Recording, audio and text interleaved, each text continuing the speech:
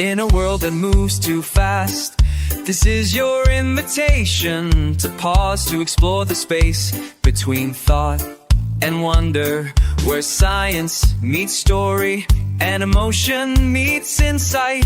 Here, curiosity is more than a question. It's a way of being. You found your corner of common contemplation. This is nerdy psychology. Stay curious, be kind, and keep your mind nerdy. So hi, welcome. You're capturing a candid mental health conversation. This is Bill. Bill, you want to introduce yourself? Hi, I'm Bill. Been a therapist for over 22 years. And we've worked together for many moons. Yes. And so we want to kind of come and have some conversations of like, what are some of the things that you notice that keep people from coming into mental health treatment? Stigmas, if you will. Okay. Well, one, I think that people are afraid that they'll get labeled as crazy. I agree with you. I hear that word. In fact, in the counseling room, I have to say, we don't say the C word because that's not what this is about. Not at all. And we like to think of as a tune-up. Every car needs to go into a tune-up. Doesn't mean it's a junker or a lemon. And a lot of people could use a tune-up just to do better in life. It doesn't mean that you're crazy. You might be crazy, but we're not saying that. That is very true. I find that men are more reluctant to go to therapy. What do you think that is? Fear of being labeled as weak. Okay. Fear of asking for help. But I think that most men have to realize that asking for help takes incredible amount of strength. And it's weak to try to do it on your own and think you can handle everything on your own when really everyone needs help at some time. And asking for help is an incredible sign of strength. No, absolutely. You're right. It is definitely a sign of strength. But I do notice a lot of men will kind of white knuckle it, so to speak, and avoid coming into therapy unless a lot of times it's their wives or girlfriends that are kind of dragging them in. And I could say for women, I think some of the things that leave them not come into therapy is shame. I think women will feel some shame of needing therapy. I think culture has kind of taught women too that you should just be able to do it all to be a good woman or a good mother or a good wife, and you should enjoy everything that you're doing. And that's just not reality. Right. And men should be able to handle it all without complaining and or feeling depressed or anxious, and that's not reality either.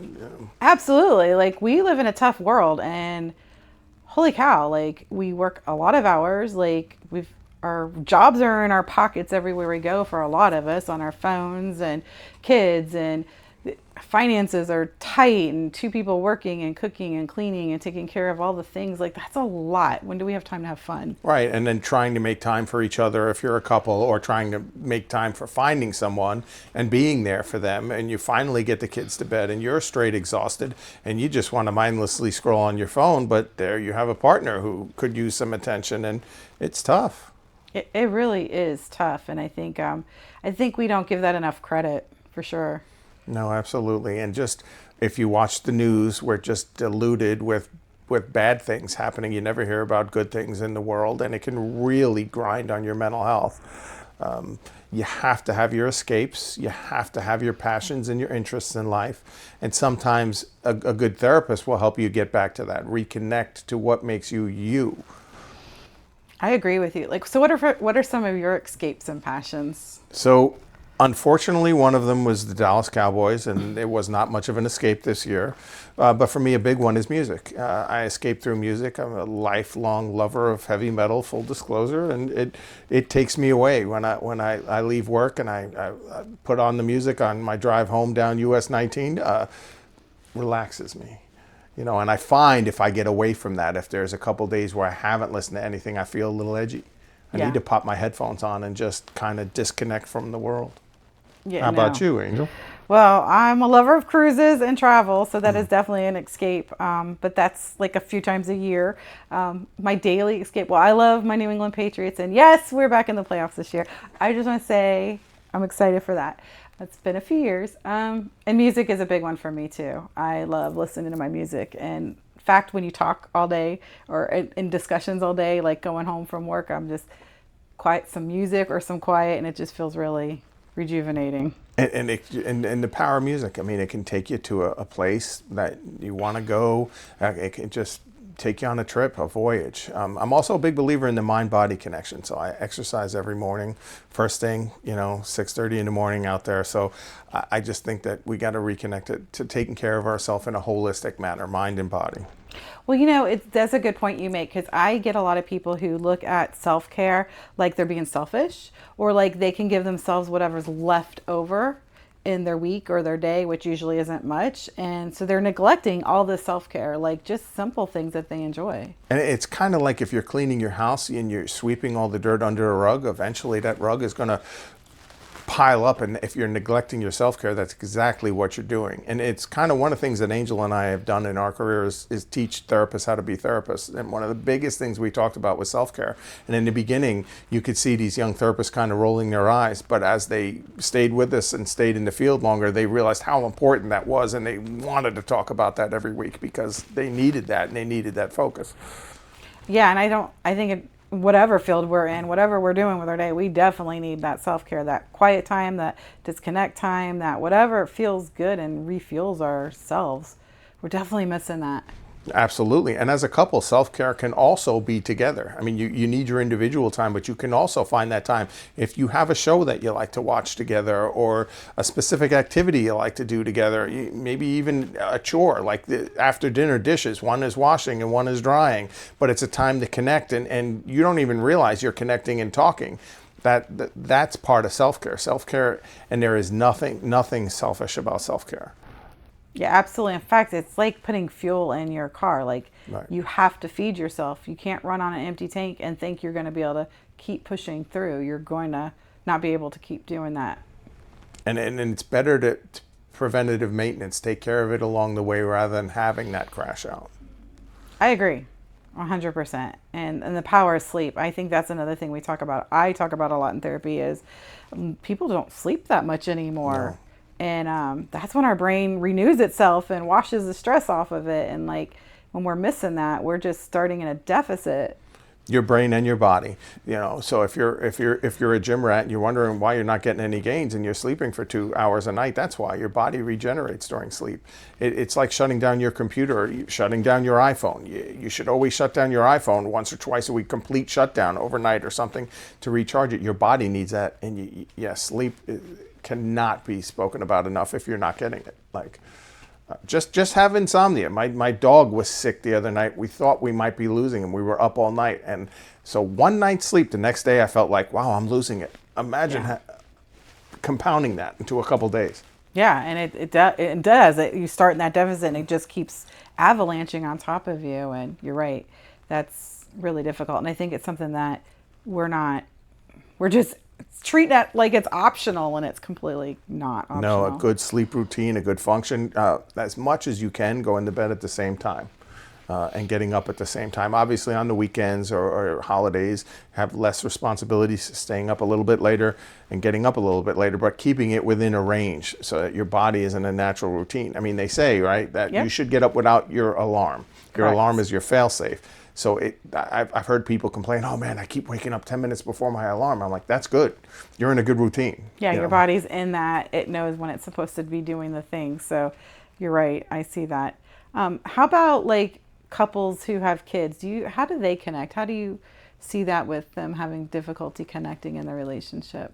I have, full disclosure, I have kids, as do you, but they are the hardest thing on a relationship. And I think that's where couples really have to focus on what brought you together, because a child would be the greatest blessing in your relationship, but it can also completely unwrap your relationship. And you have to focus on each other. And remember that the goal of having a child is to grow a successful member of society. But you guys committed to being together. Like if you're married, you committed to being together forever. Children come and go. So that connection with each other is it's so hard, Angel, but it's so important. Agreed. And I know I hear a lot of my young couples, we do a lot of like pre-marriage therapy, and they're like, oh, well, having kids is going to make our relationship so much better. And I'm like, that's the golden lie. They're like the rocks in your shoes. They're wonderful, but they will rub out any issue in that relationship. Kids will bring it right to the top. Right, and not to throw jargon out there, but kids are egocentric, so it's not like they're little demons, but they just only see the world through their own eyes and their own needs. So they don't understand if you're tired, if mom and dad are not getting along or whatnot. And so, like Angel just said, the rocks in your, if there's a problem in your relationship, it's going to come to the surface. You got to make time for each other. As hard as it is, when you finally get those kids to bed, then you just want to breathe, but some kind of connection together. That show you like to watch, something, you can't neglect one another, or you will drift apart, and then you become roommates raising kids. You do. In fact, I get a lot of people as their kids are going to college and they have a stranger living with them. They didn't stay connected to their partner raising their kid, and now they don't really know that person or themselves anymore outside of raising kids. Like, their identity gets lost, and that can be a scary time for people. Yeah, and all these things are topics that we can process in counseling that are not crazy. They're not crazy. Or how about, my favorite is this, the people who, this is New Year's, so people love to make New Year's resolutions, but we know by week 3, usually 85% of those resolutions have just been diminished. And so, a lot of times we want to start with these great intentions of changing things and making great goals and improving our life, but self-help books and New Year's resolutions, like, that's not enough to help. It's not just about wanting is part of the battle. It's not the battle. Correct. And there is no shame in the game of coming in for a tune-up, as we call it, a mental health tune-up, having an objective person to listen and offer maybe a different perspective. We can all learn and grow. When we stop learning and growing, then we're 6 feet under. Yeah, we start dying. That's what I tell people. So we should always be striving to learn and grow and change. In fact, I have found that I've started working with a lot of individuals who are coming into their retirement years, and they have seen there's a lot of grief that happens. And finding that these can be like really amazing parts. They can still have goals and they can still have dreams. And I think there's this perception that they can't, like, it's over, like, I'm closing that chapter now, I'm just kind of waiting to die kind of feeling when you lose your routine and your work friends and those things that people took purpose from. But it's a great time. And so life has so many changes and transitions, I will say that.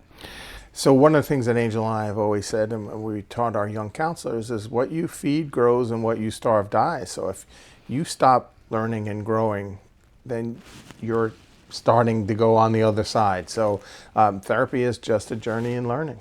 It really is. And there should not be any stigma to it. It doesn't mean even something's wrong with you. I get a lot of people who will come to therapy and things are going great in their life, but they know that they could refine things for themselves and maybe not struggle as much on certain things. Absolutely. And it's not about diagnosing. It's not about having to go on a medication. I get people go, oh, are you going to make me go on pills? No, in fact, we would rather you not need to have pills. Some people do, and that's what they need, but most people don't. And so we want, Absolutely. And diagnosing is something that sometimes we're forced to do for an insurance company, and that's it. Otherwise, no. What we say is, you come and talk about what you need to talk about. You're guiding the treatment in that, and we will help you steer the ship, so to speak. But absolutely, we're not looking to put a diagnosis on you or a stigma or anything. I agree. In fact, I tell most of the people when they come in, I'm your GPS. Like, you tell me what your goals are and what you need, and I'm going to help you we're going to roadmap that together. And if you need to stop at the Starbucks on the way and deal with something else, we'll do that. Like, this is your journey, and I'm just a part of guiding you and helping you become the best version of you. See, I'm a lot older than Angel, so I used to say that we are well-educated tour guides, but I like the GPS analogy quite a bit.